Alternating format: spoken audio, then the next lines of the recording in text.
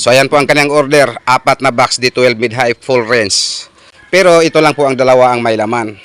Saan po to dalhin, Dol? Barangay Ilang Tagaan, Santa Fe, Cebu. Shout out. So ito po ang nakalood dito mga brad. Bali, 4 po to na box, pero ito lang po ang dalawa ang kakabitan namin ng speaker. So yan, ito po ang kaniyang brand. Ito po ay Tosundra na 600 watts D12 po to. At ito po ang kaniyang driver unit. Tosundra pa rin ang brand. So tatapusin po muna namin to sa pagkabit, yung dalawa, para ma-sound test po to natin.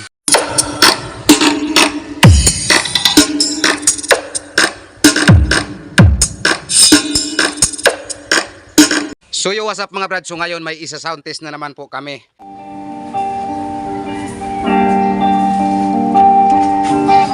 At sa hindi pa nakalam kung ano po ang nakaload nito, ito po ang KKA Audio na PA12 600 watts. So ayan, double magnet po to. Ayan po ay in-order sa aming customer na taga... Saan po to dalhin? Naga City South ng Cebu. Shout out, shout out. Pakipalo po.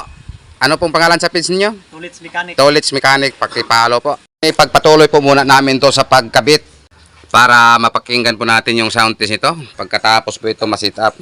At nung time na nag-sound test po kami, andito po si Mr. Customer. Shout out Mr. Customer from Naga City, South Cebu.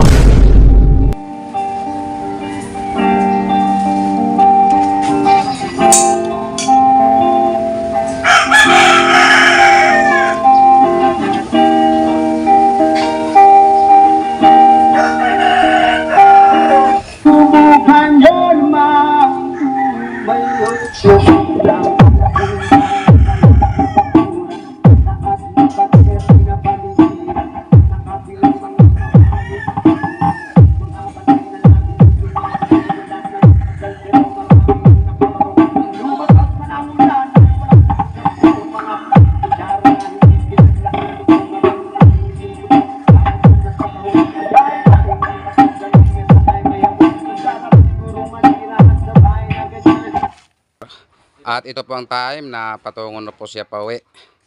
Ayan, kargang-karga na po niya yung dalawang D12 na MCB loaded by KKA PA12 600.